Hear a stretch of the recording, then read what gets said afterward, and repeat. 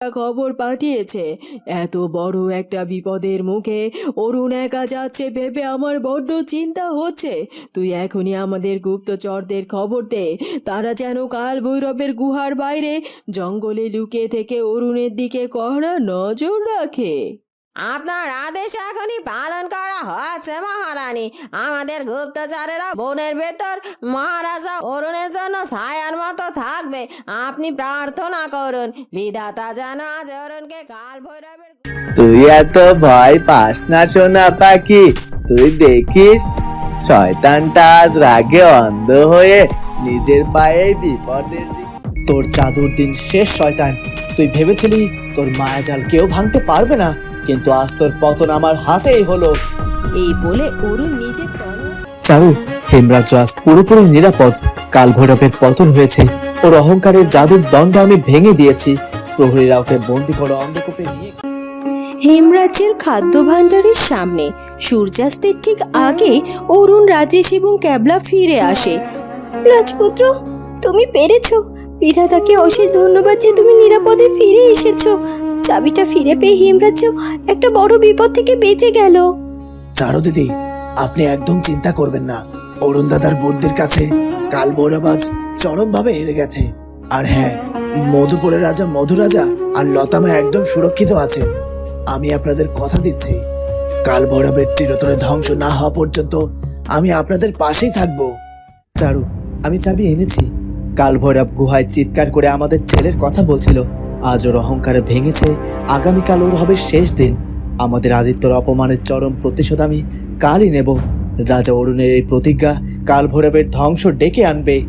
অরুণের চোখে চরম প্রতিশোধের আগুন জ্বলতে থাকে।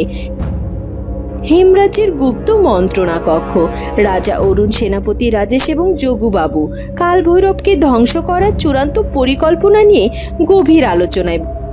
বাবা, আজ আমাদের চরম পরীক্ষার দিন। কাল ভৈরব তার চুরি করা চাবি হারিয়ে একেবারে উন্মাদ হয়ে গেছে। শয়তানটা অহংকারে এতটাই মত্ত যে আজ সে কোনো গুপ্তচর পাঠাবে না। সে নিজেই সরাসরি তার জাদুর দণ্ড নিয়ে আমাদের উপর আক্রমণ করতে আসবে। কিন্তু আমরা তলোয়ার দিয়ে নয়, বুদ্ধি দিয়ে ওকে আজ এমন ফাঁদে ফেলবো যে ওর কোনো জাদুই আর আজ কোনো কাজ করবে না।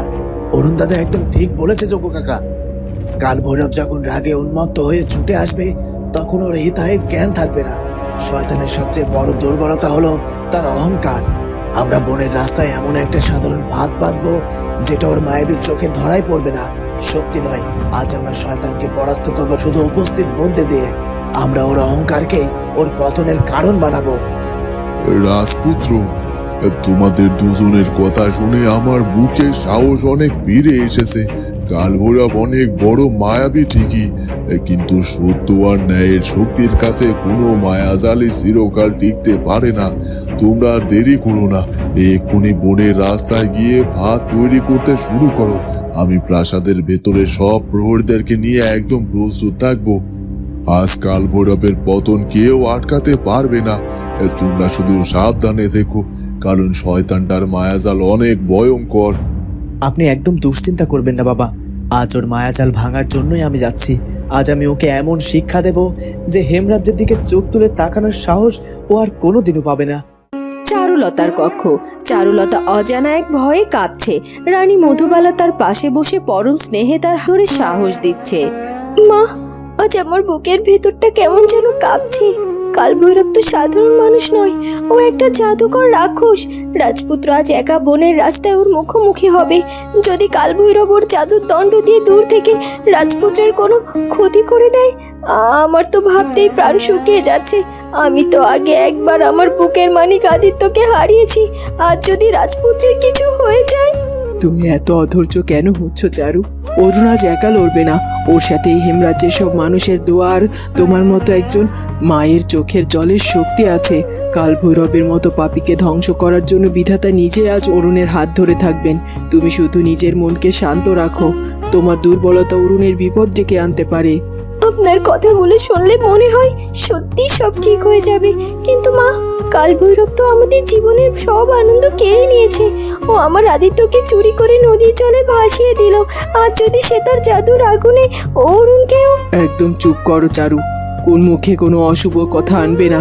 যে শয়তান একটা মায়ের কোল খালি করেছে তার পতন আজ নিশ্চিত। তুমি দেখবে অরুণ আজ ওই শয়তানের অহংকার একেবারে ধুলোয় মিশিয়ে দিয়ে তবেই রাজপ্রাসাদে ফিরবে। তুমি শুধু বিধাতার কাছে প্রার্থনা করো, আজ আমাদের বিজয়ের দিন। কালভৈরবের অন্ধকার গুহা। কালভৈরব হাতে তার ভয়ঙ্কর জাদুর দণ্ড নিয়ে রাগে উন্মুক্ত হয়ে চিৎকার করছে। অরুণ, তুই আমার সাথে চুরির খেলা খেলেছিস। তুই আমাকে বোকা বানিয়ে আমার গুহা থেকে চাবি চুরি করে নিয়ে গেলি। তুই ভেবেছিস এই সামান্য চালাকি করে তুই জিতে গেলি। আজ আমি তোকে দেখাবো কাল ভৈরব আসলে কি। তুই একটা ঘুমন্ত কাল সাপকে জাগিয়ে তুলেছিস অরুণ। আজ আমি কোনো গুপ্তচর পাঠাবো না, দূর থেকে কোনো চিঠিও পাঠাবো না। আজ আমি নিজেই যাবো তোর ওই সাদের হেমরাজ্যে। আজ আমার ওই জাদুর আগুনে তোরা পুড়ে ছাই হয়ে যাবি, আর তোর প্রাসাদকেও আমি ছাই করে দেব। তুই তোর ছেলের জন্য কাঁদছিস তো, আজ তুইও তোর ছেলের কাছে যাবি। কাল ভৈরবকে বোকা বানানোর শাস্তি তোকে আজ তোর নিজের জীবন দিয়ে চোকাতে হবে।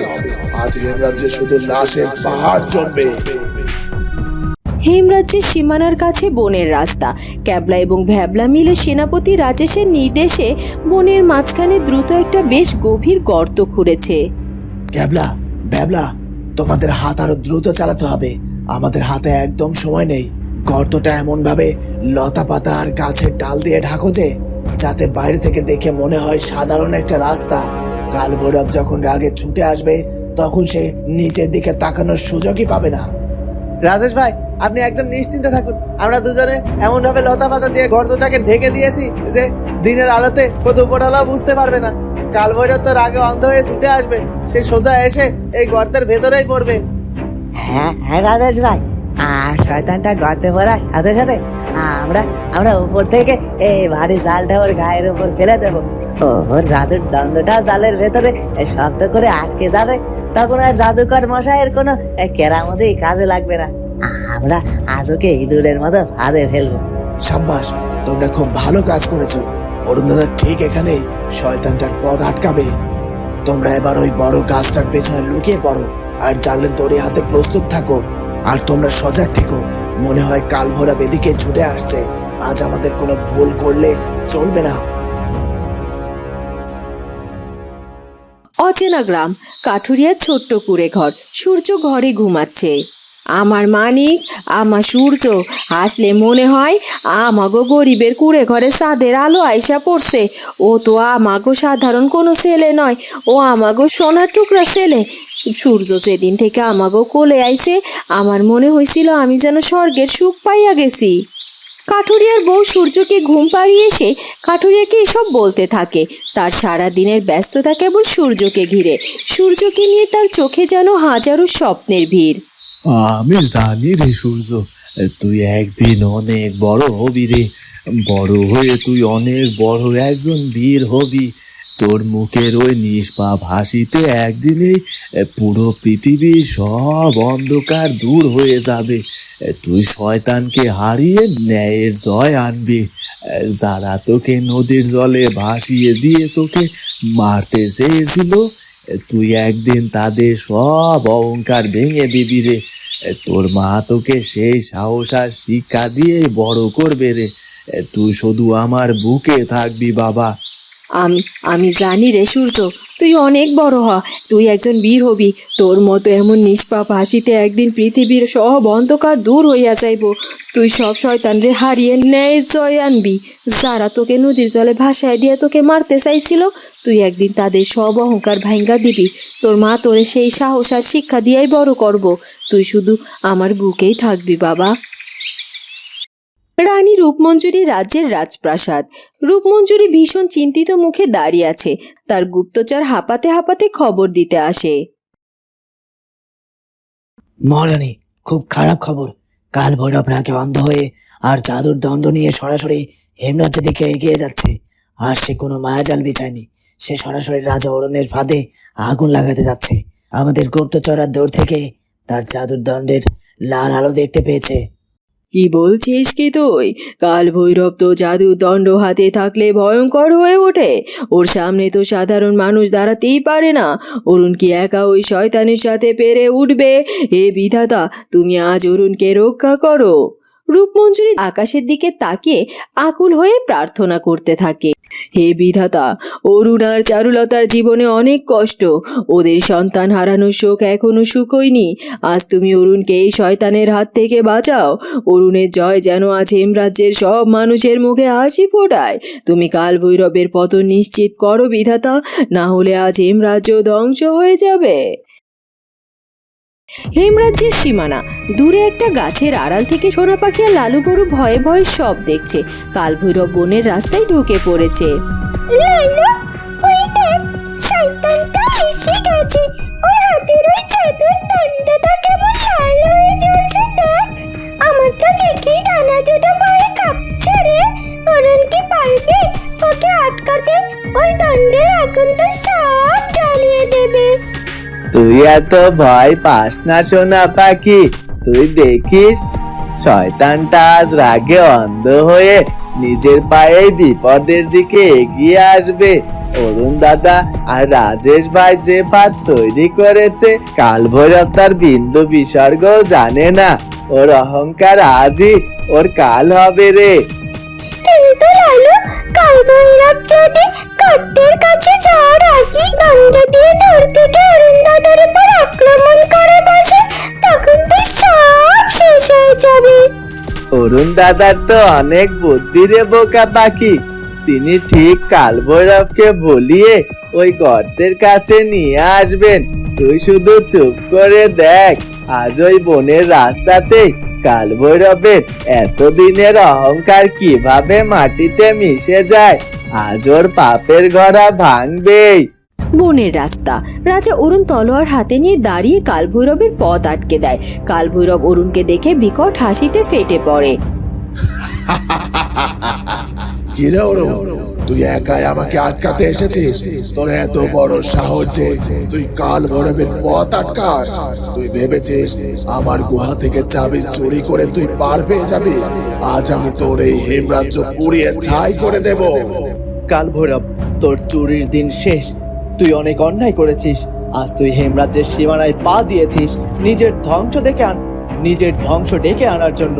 তুই যদি প্রাণে বাঁচতে চাস, তবে নিজের ওই জাদুর দণ্ড ফেলে দিয়ে আমার কাছে বন্দী হ, নইলে আজ তোকে কেউ বাঁচাতে পারবে না। বন্দী হব আমি? আর তোর মতো একটা সাধারণ মানুষের কথা? অরুণ, তুই ভুলে যাচ্ছিস আমি কে। তুই তো নিজের সন্তানকে বাঁচাতে পারিস নি। তোর ছেলেকে তো আমি নিজের হাতে নদীর জলে ভাসিয়ে দিয়েছি। আজ তোকেও আমি সেই জলেই ভাসাবো। তোর বংশ আমি নির্বংশ করে দেব। তুই আমার ছেলের নাম মুখে নিবি না শয়তান। তোর পাপের শাস্তি আজ আমি নিজের হাতে তোকে দেব। ক্ষমতা থাকলে আয়, সামনে আয়, দেখি তোর জাদুতে কত জোর আছে। বনের রাস্তা। কালভৈরব অরুণের কথা শুনে রাগে অরুণের দিকে দৌড়ে যেতে লতা পাতায় ঢাকা গর্তের উপর পা দেয়। সাথে সাথে মর্মর শব্দে মাটি সরে যায়। এ কি? কে কে খুললো এই গর্ত? বাঁচাও! কালভৈরব সোজা সেই গভীর গর্তের ভেতরে ধপাস করে পড়ে যায়। ঠিক সেই মুহূর্তে গাছের আড়াল থেকে ভ্যাবলার ক্যাবলা একটা বিশাল বড় আর ভারী জাল গর্তের ভেতরে ছুঁড়ে মারে। কালভৈরব জালের ভেতর আটকা পড়ে যায়। কেমন সাজা জাদুকর মশাই, এবার জালের ভেতরে বসে বসে জাদু দেখান। গর্তের ভেতর কালভৈরব জালের ভেতর ছটফট করতে থাকে। তোরা আমাকে এভাবে আটকাতে পারবি না। আমি আমার জাদুর আগুনে এই জাল পুড়িয়ে এক্ষুনি ছাই করে দেব। তোদের কাউকে আমি জ্যান্ত রাখবো না। কালভৈরব মরিয়া হয়ে জালের ভেতর থেকে তার জাদুর দণ্ডটি ওপরে তোলার চেষ্টা করে, কিন্তু দণ্ডটি জালের সুতোয় আটকে যায়। তোর জাদুর দিন শেষ শয়তান। তুই ভেবেছিলি তোর মায়াজাল কেউ ভাঙতে পারবে না, কিন্তু আজ তোর পতন আমার হাতেই হলো। এই বলে অরুণ নিজের তলোয়ার দিয়ে সমস্ত শক্তি দিয়ে কালভৈরবের জাদুর দণ্ডটিতে এক প্রচণ্ড আঘাত। সাথে সাথে কালভৈরবের শরীর থেকে সমস্ত মায়াবী কালো ধোঁয়া বাতাসে মিলিয়ে যায়। গর্তের ভেতর কালভৈরব এখন সম্পূর্ণ শক্তিহীন। আমার জাদু, আমার সব শক্তি শেষ হয়ে গেল। অরুণ, তুই আমার সব শক্তি কেড়ে নিলি। আমি যে একদম দুর্বল হয়ে গেলাম। তোর শক্তি, তোর অহংকার ছিল কালভৈরব। তুই নিজের জাদু অপব্যবহার করে মানুষের জীবন নিয়ে খেলেছিস। একটা নিষ্পাপ শিশুকে তুই মায়ের কোল থেকে কেড়ে নিয়েছিস। আজ তোর সেই অহংকার আর জাদু চিরতরে শেষ হলো। তোর মতো কাপুরুষের বাঁচার কোনো অধিকার নেই। রাজেশ, এই শক্তিহীন শয়তানকে এক্ষুনি বন্দি করো। একে হেমরাজ্যের সবচেয়ে অন্ধকার আর দুর্গম অন্ধকূপে নিয়ে যাও। ও যেন সারা জীবন সেখানে বসে নিজের পাপের প্রায়শ্চিত্ত করে। আজ থেকে হেমরাজ্য কালভৈরবের কালো ছায়া থেকে মুক্ত। হেমরাজ্যের রাজপ্রাসাদ। অরুণ রাজপ্রাসাদের প্রাঙ্গণে ফিরে আসে। রাজপুত্র, তুমি ঠিক আছো তো? কালভৈরব তোমার কোনো ক্ষতি করেনি তো? আমি তো ভয়েই মরে যাচ্ছিলাম। চারু, হেমরাজ্য আজ পুরোপুরি নিরাপদ। কালভৈরবের পতন হয়েছে। ওর অহংকারের জাদুর দণ্ড আমি ভেঙে দিয়েছি। প্রহরীরা ওকে বন্দি করে অন্ধকূপে নিয়ে গেছে। ওই শয়তান আর কোনোদিন আমাদের ক্ষতি করতে পারবে না। আজ আমরা জয়ী হয়েছি চারু। হে বিধাতা, তোমার অশেষ দয়া। আজ মহারাজ অম্বিকা প্রসাদের আত্মা শান্তি পেল। আমাদের মাথার উপর থেকে একটা বড় বিপদ কেটে গেল। হ্যাঁ চারু, কালভৈরবের ধ্বংসের সাথে সাথে আমাদের একটা যুদ্ধ শেষ হলো। কিন্তু এবার আমাদের জীবনের একটাই নতুন লক্ষ্য। কালভৈরব যতই বলুক না কেন, আমার মন বলছে আমাদের ছেলে বেঁচে আছে। এবার আমরা আমাদের আদিত্যকে খুঁজে বের করবই, আর ওকে আমাদের বুকে ফিরিয়ে আনবো। অরুণ আর চারুলতার চোখে এক নতুন আশার স্বপ্নের আলো জ্বলে ওঠে। সন্তানকে খুঁজে পাওয়ার নতুন লক্ষ্যের দিকে যে পর্বটি এখানেই শেষ হয়। বন্ধুরা, কি হতে চলেছে এরপর সেটা জানবো আমরা চারুলতা গল্পের পরবর্তী পর্বে। আর আমাদের আজকের পর্বটি ভালো লাগলে অবশ্যই আমাদের চ্যানেলটিকে সাবস্ক্রাইব করে দিও। দেখা হবে নতুন পর্বে। ধন্যবাদ।